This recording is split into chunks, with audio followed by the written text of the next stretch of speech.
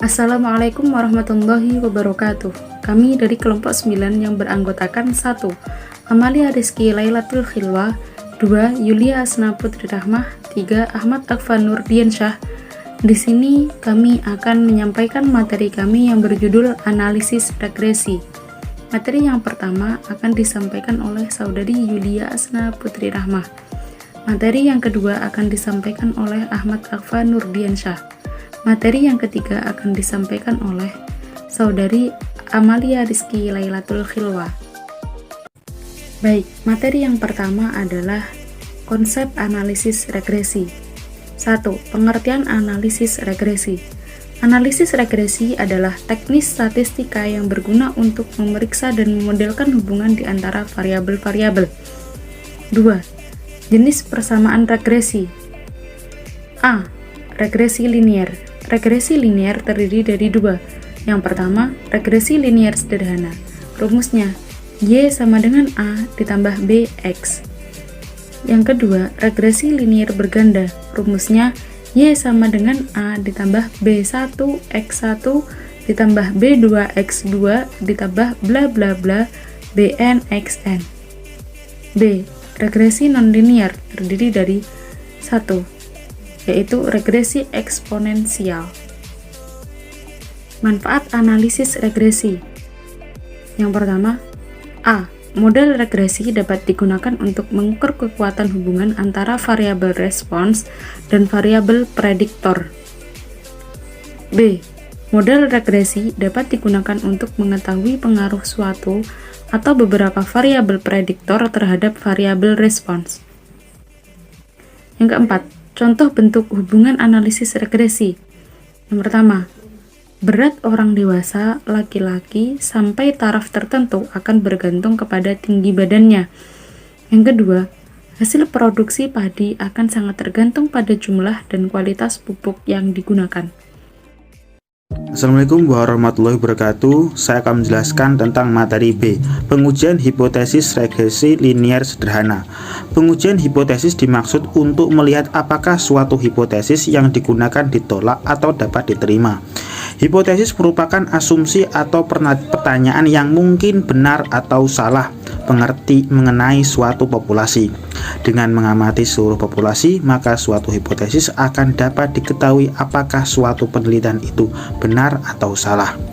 Dalam pengujian hipotesis, terdapat asumsi atau pertanyaan istilah hipotesis nol.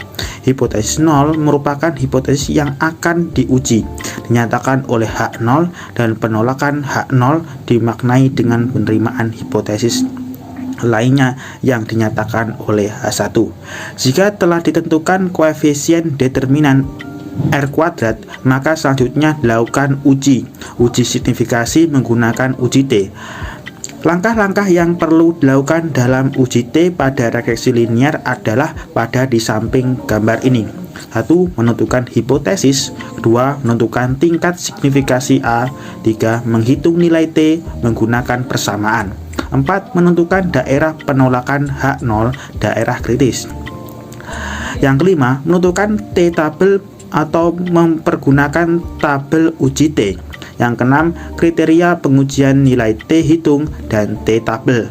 Yang ketujuh, kesimpulan hasil uji signifikansi. Di sini saya akan menjelaskan materi ketiga, yakni berkaitan dengan pengujian hipotesis regresi linier ganda. Sebelumnya, dalam pengujian hipotesis terdapat asumsi atau pernyataan istilah hipotesis nol. Hipotesis nol merupakan hipotesis yang akan diuji, dinyatakan oleh H0, dan penolakan H0 dimaknai dengan penerimaan hipotesis lainnya yang dinyatakan oleh H1. Jika telah ditentukan koefisien determinan atau R2, maka selanjutnya dilakukan uji. Untuk uji signifikan hipotesis yang diajukan, uji ini dapat menggunakan uji T, uji F, uji Z, atau uji J kuadrat atau X kuadrat. Kemudian, langkah-langkah uji F regresi linier berganda.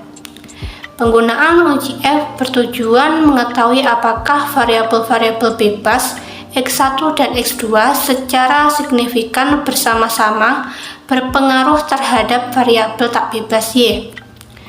Kemudian untuk langkah-langkah yang perlu dilakukan dalam uji F pada regresi linear adalah yang pertama yaitu menentukan hipotesis. H0 banding B sama dengan 0. Variabel X tidak berpengaruh signifikan atau nyata terhadap Y. Kemudian H1 banding B tidak sama dengan 0. Artinya variabel X berpengaruh signifikan atau nyata terhadap Y. Dan yang kedua, menentukan tingkat signifikan alfa.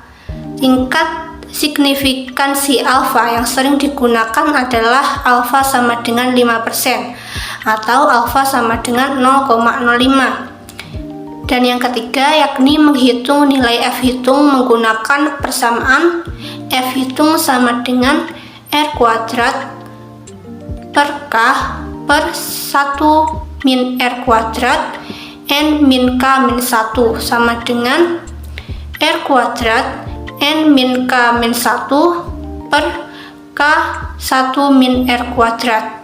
Kemudian langkah yang keempat yaitu menentukan daerah penolakan H0 atau daerah kritis.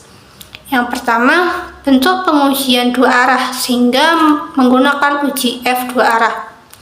Apabila nilai F hitung lebih kecil dari F tab, maka hipotesis H1 ditolak dan H0 diterima. Dan apabila nilai F hitung lebih besar dari F tab, maka hipotesis H1 diterima dan H0 ditolak. Dan yang kelima, menentukan F tabel menggunakan tabel uji F. Tabel uji F untuk alfa sama dengan 5% dengan derajat kebebasan pembilang numerator df sama dengan K-1 dan untuk penyebutan denominator df sama dengan N-K di mana N merupakan jumlah sampel atau pengukuran sedangkan K merupakan jumlah variabel bebas dan terikat. Maka dari itu kesimpulannya akan disimpulkan apakah ada atau tidak pengaruh variabel-variabel bebas antara X1 dan X2 terhadap variabel tak bebas Y. Slide selanjutnya, langkah-langkah uji T regresi linear berganda. Pengujian koefisien regresi secara parsial bertujuan untuk mengetahui apakah persamaan model regresi yang terbentuk secara parsial variabel-variabel bebasnya X1 dan X2 berpengaruh signifikan terhadap variabel tak bebas Y. Tahapan dalam melaksanakan uji T sama dengan pada regresi linear sederhana.